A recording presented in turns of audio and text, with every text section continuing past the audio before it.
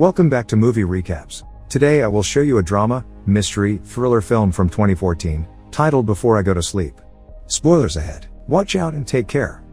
Christine wakes up in bed next to someone. She gets up and grabs some clothes, then walks into the bathroom. One of the bathroom walls is covered in photographs of her and the man. She sees the wedding band on her hand, then walks outside. Ben is waiting for her on the bed. He tells her that they got married 14 years ago and that she's 40 years old.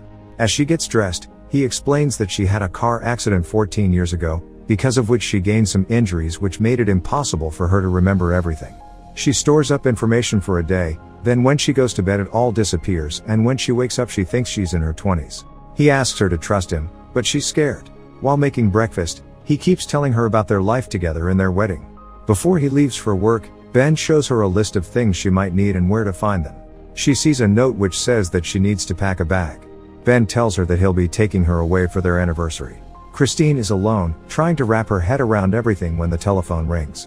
The voice on the other side is Dr. Nash, who's been working with her on getting her memory restored. He tells her that Ben might not know about her seeing a doctor. Then, he tells her to go look for a shoebox in the back of her closet. Christine opens the box and finds a camera inside. Nash tells her to switch it on. A recording of her plays, where she talks about the problem with her memory. 2 weeks earlier, Christine is in a car with Dr. Nash, who admits that their professional relationship is a little bit out of the ordinary, with him picking her up from home and seeing her without her husband's knowledge. Christine is scared and confused. They drive into a parking lot and he tells her how he found her 6 months before. He explains that he's a neuropsychologist and that he's preparing a paper on the type of amnesia she has, so he was willing to do the work for free. As they start walking to his office, Dr. Nash tells her that even though she didn't remember who he was when he called the next day, she still agreed to work with him. Christine has mentioned working with a psychologist to her husband, but he was adamantly against it because she had therapy in the past and it had only upset her. In his office, he gives her the camera and tells her to keep a visual diary. Dr. Nash tells her that her injuries were sustained in a vicious attack 10 years before. They came from repeated blows to the head. She's confused because Ben had told her another story. The doctor shows her news articles about the attack and she wonders why someone would try to kill her. He explains that no one really knows apart from her. As they leave, he tells her not to tell Ben about the camera so she doesn't feel constrained to share her thoughts and feelings. He tells her where to hide it and that he'll call her in the morning to remind her. She agrees to the plan. That night, while Ben prepares cocoa for them, Christine goes to the bathroom to record the first entry in her video diary. She explains about her memory and when she hears Ben coming up, she scrambles to hide the camera and goes to bed, pretending she's already asleep. Christine wakes up the next morning next to Ben. He pretends that he's still asleep. They have the same conversation about her memory, their life and her life. She doesn't understand what she does all day and looks disappointed. Later, she's in the car with the doctor again, watching the video. Christine says that without the recordings she would believe everything that Ben tells her, like the car accident. She wonders what else he lies to her about. Dr. Nash says that he can't risk calling her on the house phone. Christine tells him that she doesn't want to be afraid all the time and asks if the treatment he's planning for her will work. Dr. Nash explains that in rare cases, going back to the scene of the attack helps kick off the memory, but his reason behind going there is building trust with her. When they arrive at the industrial complex they meet with the caretaker. He takes them to the place where he found her and tells them that she was naked, with only a bed sheet around her and that she was covered in blood. She couldn't remember anything even then. Back in the car, she asks Nash what she was doing by the airport. He tells her that there are a lot of hotels in the area and suggests that she might have been having an affair. The medical report indicated recent intercourse. She asks him if she was raped, but the doctor tells her that the report has suggested otherwise. Christine can't believe she could be a cheater. Later, she's in her bathroom saying that she needs to remember what happened, no matter what she has done. She hears the sounds of children playing and goes to check, but there's no one outside. That night, she walks in to take a shower, when Ben joins her and begins kissing her. As they begin making love, she has a memory of someone with a scar on his jaw. They fall asleep together and Christine has a dream about a hotel room and her attack. The next day, tests are being performed on Christine by Dr. Nash. He shows her pictures that she needs to identify. She looks at the pictures and gets upset, so she rings the panic button in the MRI. Later, they talk in a waiting room and he tells her that some of the pictures were random and others were in her file. The photo he shows her had produced a distinct reaction in her brain. Christine doesn't know who the woman in the photo is, even with the name Claire written on it.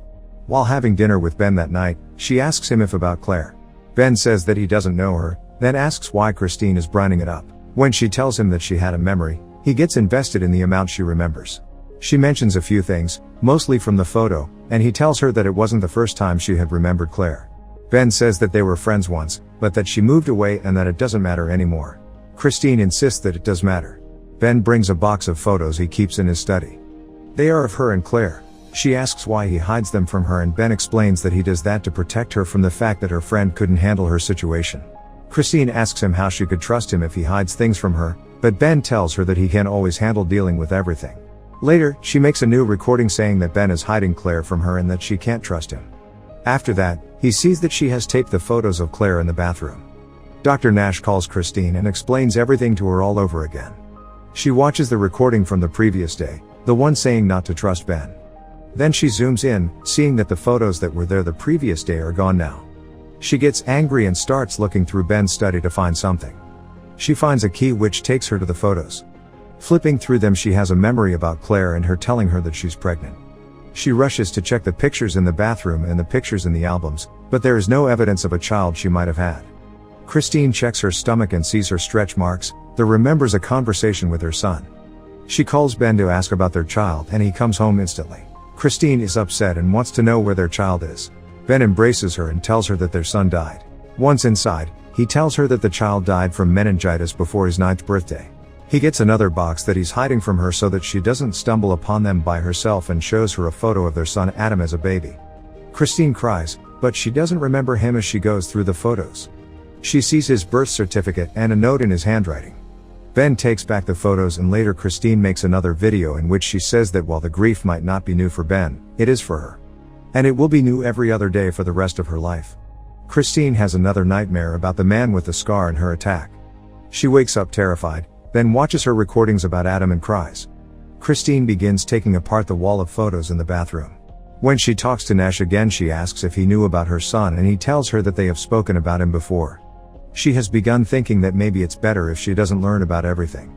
Christine asks the doctor if they can just sit there for a while, then asks if she should tell Ben about the therapy. That night, her and Ben talk about Adam again. She asks if she was a good mother before the accident. Ben says that she loved him very much and she has a memory about him for a moment. Christine says that she understands how difficult it must be for Ben to go through all of it over and over, but tells him not to hide her son from her again. He apologizes to her. That night, Christine has another nightmare. She's in a hotel and she can see her son there. She finds a note that has the name Mike on it and then remembers the man with the scar again. Lastly, she remembers parts of the attack. Christine awakens and forgets everything again. Christine is in the car with Dr. Nash going somewhere. When they stop, she tells him the name Mike, saying that he's the man that hurt her. The doctor comforts her and leans in to kiss her when she sees that his name is Mike. She remembers him as striking her in the hotel room, so she runs from the car. He gets a syringe from his trunk and runs after her on the long pier, eventually catching up to her. Later, Christine is on her couch when her phone rings. She answers the call from Dr. Nash and he explains that he gave her a sedative to calm her, not put her to sleep. She remembers. He tells her that she was confused and suffering from fabulation about him, placing all her fears and suspicions on him. Before he hangs up, he says that he had found out something about Ben that he will have to explain to her in person. Ben arrives at the house and they have dinner together. He asks her who she was talking to on the phone when he tried to call her, and she lies, saying she was calling him. The next day, Christine is listening to Dr. Nash explain how vulnerable patients like her can develop feelings for their psychiatrists. What is less common is for the psychiatrist to develop feelings for their patients. He says that's unprofessional. She thinks that he's her only hope and that they're making progress, when he tells her that he will refer her to a colleague. Dr. Nash thinks that treating her further would be unethical. But he thinks that her progress is noticeable because she had remembered to watch the recording even before he had called her that morning. Next, he tells her that he found out that Ben had her transferred from an asylum to a nursing home. The doctor managed to talk to the administrator, who told him that her friend Claire had been trying to get in touch with her. He gives her Claire's number. The administrator also told Nash that Ben had divorced her 4 years prior. Later, Christine calls Claire and leaves her a message saying that she really needs to talk to her. She goes to see Ben at his work. When she asks if they're divorced, he gets angry, but she pushes for the truth. Ben tells her that it's because of the death of their son. First he walked away from her, but he had come back and he will never leave her again. That same day, Claire calls Christine back. She remembers bits and pieces about her, as Claire tells her that she had kept ringing the nursing home where Christine was placed. She tells her that she misses her and wants to see her. They arrange a meeting at an observatory in an hour. Christine goes to see Claire and waits for her on a bench. When Claire shows up, Christine remembers her. They've missed each other very much. Christine asks Claire if she was a good mother and she replies that she was great. Ben was also a good father. She asks her friend who did that to her. They grab a drink and Claire tells her that she was probably having an affair. She confessed it to her eventually, but never gave her any details about the man. Claire apologizes to her for telling Ben, but she had to do it since she had already told the police. Christine thinks that that's the reason why Ben never talks to her about anything, including her. Claire tells her that after her accident she tried to help Ben out and the two of them spent a lot of time together, eventually sleeping together. She decided to stay away from them because of that. Before Christine leaves, she gives her a note that Ben left for her with Claire if she was ever good enough to read and understand it. The letter explains the reasons why he left her. In it, Ben says that the main reason was the happiness and well-being of their son, who couldn't bear seeing her like that anymore. Christine finishes the letter as Ben arrives at the house. She records a video in which she is talking to Ben, telling him that by the time he sees the video he will know everything, including that the only thing she feels for him is love. Later, Christine shows Ben the video she recorded for him and starts telling him about everything that has been happening in the previous weeks. She tells him about Dr. Nash and he's angry that she kept that from him. When she tells him that she forgives him and that she loves him, he hits her. Christine calls Claire and tells her what has happened with Ben. She says that she'll call him and call Christine right back. In the meantime, she records a video in which she says that he hit her. Claire calls her back and tells her that Ben has been living alone and hasn't seen her in 4 years. She asks her to describe Ben to her. Their descriptions don't match. Claire tells her that Ben has a scar on the side of his face and Christine has a flashback. The Ben she knows comes back and she runs to the bathroom to check the photos if he has a scar. When she doesn't see one, Claire tells her that the man she's living with is not Ben. Suddenly, Christine notices that all of the photographs on the wall are doctored. She begins to remember the attack and begs Claire to help her, but she can't remember her address. Claire tells her to find out as Ben tries to come inside. She has another flashback to the attack, then opens the door. Ben isn't there. Christine walks down the stairs and tries to walk out of the main entrance, only to find it locked. She finds the key to the back door and exits the house, when Ben suddenly grabs her. Christine wakes up the following morning in her bed with Ben. She walks inside the bathroom and sees the photos, then walks out to find him sitting on the bed telling her who he is. When he leaves, the doctor calls her and tells her to find the camera. She only sees the recording where she says that she loves Ben. After that she notices the bruise on her cheek. The phone rings and it's Ben this time, asking if everything is okay. He has her cell phone which Claire is trying to reach. Ben reminds her to pack for their anniversary. She tells him that she loves him. Later, Nash is trying to phone Christine, when he gets called to the main reception. Ben runs into him and introduces himself. Nash asks how Christine is and Ben tells him to stay away from her. That night, Ben and Christine take a drive down to a hotel near the airport. She asks if it's really their anniversary and he tells her that it's not their wedding anniversary, but one of a different kind. Christine doesn't understand why he brought her there.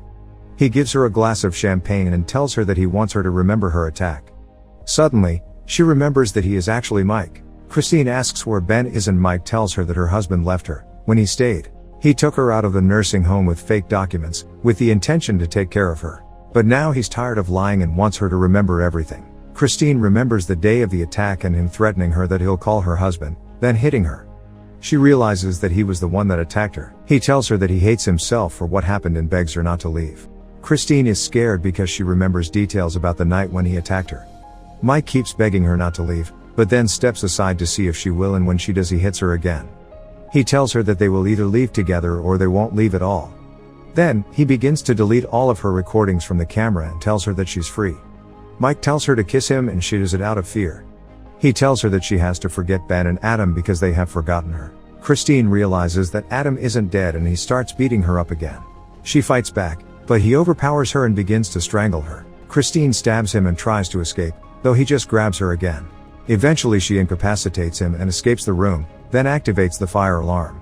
Ambulances and the police have circled the hotel. Christine is at the back of an ambulance, recording a new video explaining what happened to her. Later, Dr. Nash walks into her hospital room and wakes her up telling her who he is. He tells her that he is there as her friend and not her doctor. Because she needs someone to take care of her, Claire will pick her up and take her home with her. He asks her if she remembers Claire. Christine says that she does. Nash continues talking to her, saying that Mike will be in prison for a long time for what he did to her. Then, he tells her that he has a visitor for her that might become the breakthrough in her treatment. Nash turns around and Ben, her real ex-husband, is at his door. Dr. Nash lets him inside the room. He approaches her and tells her that he's her Ben, that he never would have stayed away if he knew she was in danger. He sits down and tells her about Adam. Ben says that both of them love her very much. He goes out to get Adam. The boy walks in and approaches his mother. He introduces himself to her and she starts remembering something that she used to say to him when he was little. Christine remembers him finally. They embrace as she says that he's her Adam. Make sure to subscribe and turn on notifications so you can watch more videos like this. Thanks for watching.